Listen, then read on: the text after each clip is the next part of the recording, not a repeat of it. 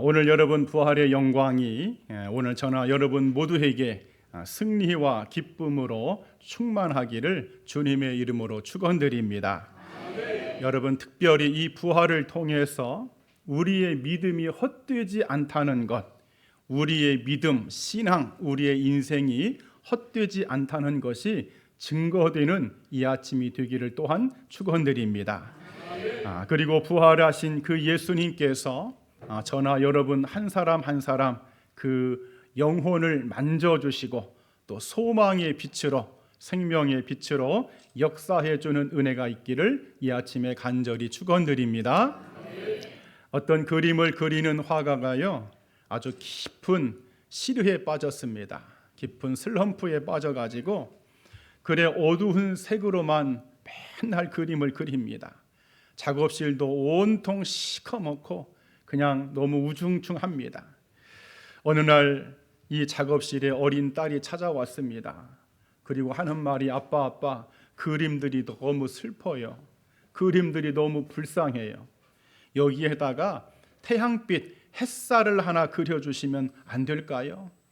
이 초롱초롱한 어린 딸이 그 화가의 아빠에게 부탁을 하니까 아빠가 이제 햇살을 하나 그려서 탁 놓습니다. 그랬더니 그 어둠침침했던 그 암울했던 우울했던 슬펐던 그 작업실이 환하게 비춰지면서 이 슬럼프에 빠졌던 화가도 다시금 회복되었다는 그런 이야기입니다. 사랑하는 여러분, 예수님의 부활은 바로 나에게 비추어지는 바로 이 한 줄기 빛과 같음을 믿습니다. 절망과 고통과 염려와 죽음이 이 가득한 이 세상에서 주님의 부활의 빛이 저나 여러분들에게 승리와 소망과 영광으로 날마다 비춰지기를 축원드립니다. 여러분 오늘 이 본문은 신앙생활을 하신 분들은 많이 들어본 이야기입니다. 노래로도 불러보고 엠마오로 가는 두 제자의 이야기입니다. 이 사람들은요 아주 깊은 시류에 빠졌습니다. 절망과 낙심 속에서 지금 발걸음을 옮기고 있습니다. 그럴 때에 예수님께서 그들과 함께 걸으시면서 나중에는 그들의 눈이 밝아짐으로 말미암아 예수님이 부활하셨구나, 그 소문이 진짜구나 하면서 그들이 다시금 예루살렘으로 올라가는 그러한 스토리의 이야기입니다. 여러분 그러면 이 부활하신 예수님은 이 엠마오의 이 두 제자에게 어떻게 역사를 했기에 여러분 이런 일이 생겼을까? 오늘 이 부활하신 주님께서 저나 여러분들에게도 동일한 역사로 동일한 은혜로 함께 해주시기를 간절히 축복합니다. 그 첫 번째 말씀은 찾아오시고 함께 동행했다는 말씀입니다. 한번 따라합시다. 찾아오시고 함께 동행하셨다. 여러분 우리가 오늘 읽었던 본문 15절 말씀에 보니까 예수께서 가까이 이르러 그들과 동행하시나 이렇게 되어 있습니다. 오늘 이 엠마오로 가는 두 명의 제자, 한 사람의 이름은 글로바라고 하는 제자고 다른 한 명의 이름은 기록되지 않았지만 어쨌든 주님의 제자인 것이 분명합니다. 이 사람들은요 예수님의 죽음 앞에 망연자실했습니다. 아니 어떻게 그렇게 능력이 많으신 예수님이 아무런 힘도 없이 너무나 허무하게 죽을 수 있단 말인가. 자기들은 그 예수님이 이스라엘을 로마에 압제해서 좀 구원할 그런 나라의 지도자로 봤는데 그 예수님은 우리가 알다시피 바람도 잔잔케 하시고 죽은 자도 살리신 예수님, 못할 것이 없는 그런 능력의 예수님이기 때문에 당연히 그 예수님이 그렇게 로마 정부를 무너뜨리고 정말 하나님의 뜻 가운데 이 백성을 구원할 그런 메시아로 봤습니다. 그런데 예수님이요 너무나 무기력하게 죽으셨어요. 아무런 반항도 하지 않으셨습니다. 그냥 무기력하게 허무하게 죽어버린 거예요. 그래 이 사람들이 실망과 낙심을 가득 안고 야 이제 우리 고향으로 돌아가자. 다 끝났다. 우리의 모든 흥분과 기대는 일장춘몽이다. 다 끝났다. 힘이 빠진 마음으로 이제 고향 땅으로 돌아가고 있는데 얼마나 그들이 걸어갔을까? 부활하신 예수님께서 그들과 함께 동행하십니다. 그들을 찾아오셨습니다. 찾아오셔서 그들과 동행하며 길을 걸어가셨다, 그런 말이죠. 사랑하는 여러분, 부활하신 예수님이 여러분의 인생길, 여러분의 모든 앞길마다 찾아오시고 동행하는 은혜가 있기를 간절히 축원드립니다. 우리도요, 이 세상 살아갈 때에 내 마음대로 되지 않아서 시름에 빠질 때가 있습니다. 내 뜻대로 되지 않아서 절망과 낙심에 빠질 때가 얼마나 많은지 모릅니다. 내가 기도했던 대로, 내가 소망했던 대로, 때때로 내가 하나님 앞에 그렇게 원했고 바랬고 내가 그렇게 눈물로 기도했음에도 불구하고 예수님이 안 계신 것처럼, 하나님이 나를 버린 것처럼 그렇게 절망과 낙심에 빠질 때가 우리 인생은 너무나 많죠. 우린 그럴 때요, 실망합니다. 답답하죠. 마음은 조급해지고, 그래 내 인생은 안 되는 인생인가 보다, 나는 진짜로 안 되는 사람인가 보다 하면서 자기 스스로를 자책하기도 합니다. 여러분, 그러나 우리 주님은 찾아오시는 부활의 주님인 줄 믿습니다. 네가 많이 실망하고 있구나, 네가 많이 낙심하고 있구나, 네가 많이 무거운 걸음을 지금 걸어가고 있구나. 그러나 나는 너를 찾아가는 예수님이요, 나는 너와 동행하는 주님인 것을 네가 믿기를 바란다. 사랑하는 여러분, 오늘 이 부활절의 이 아침에, 오늘 이 절망에 빠진 이 엠마오의 두 제자를 찾아오신 그 예수님이 저들과 함께 동행했던 것처럼 여러분, 그 부활의 예수님을 믿고 의지함으로 찾아오시는 예수님, 여러분과 동행하시는 그 부활의 예수님의 은혜가 여러분의 일평생 가운데 영원토록 함께하기를 주님의 이름으로 간절히 축원드립니다. 엠마오 도상의 두 명의 제자, 부활하신 예수님은요, 또 한 번 따라합시다. 깨닫게 하고 눈을 열어주셨다. 오늘 본문 31절에 그들의 눈이 밝아져 그인 줄 알아보더니, 32절 하반절에도요, 우리에게 성경을 풀어주실 때 우리 속에서 마음이 뜨겁지 아니하더냐. 여러분, 예수님이요, 이 두 제자를 깨닫게 하시려고 그들의 눈과 귀를 열어주시는데 먼저는 성경 말씀을 풀어서 알게 하십니다. 우리가 오늘 본문 27절에서 읽었어요. 이에 모세와 모든 선지자의 글로 시작하여 모든 성경에 쓴 바 자기에 관한 것을 자세히 설명하시니라.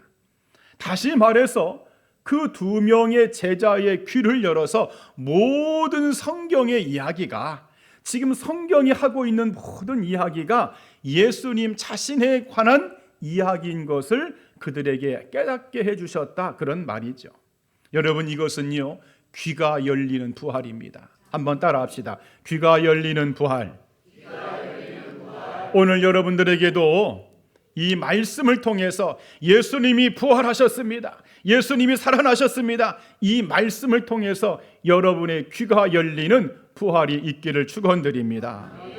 그런가 하면 주님께서요, 그들의 눈을 열어주시죠.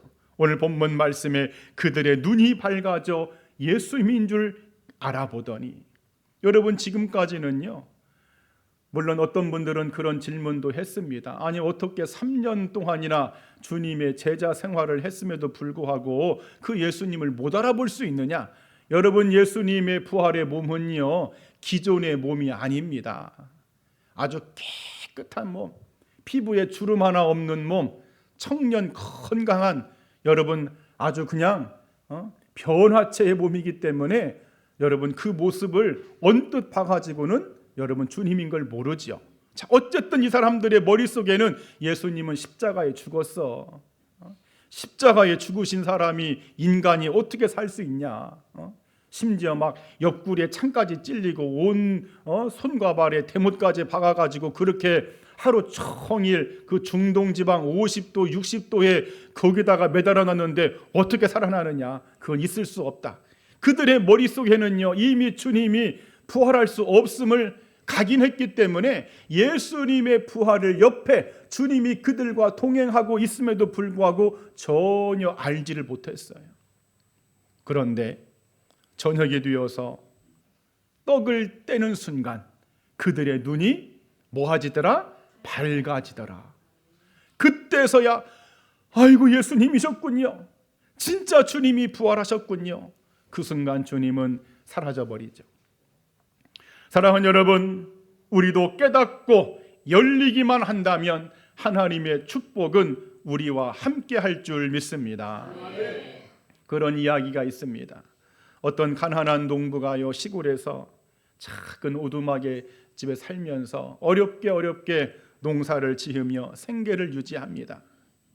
어느 날 진짜 오랜만에 몇십 년 만에 오래된 친구가 갑자기 와가지고 이런저런 얘기를 하는데 이 친구가 암에 걸렸어요.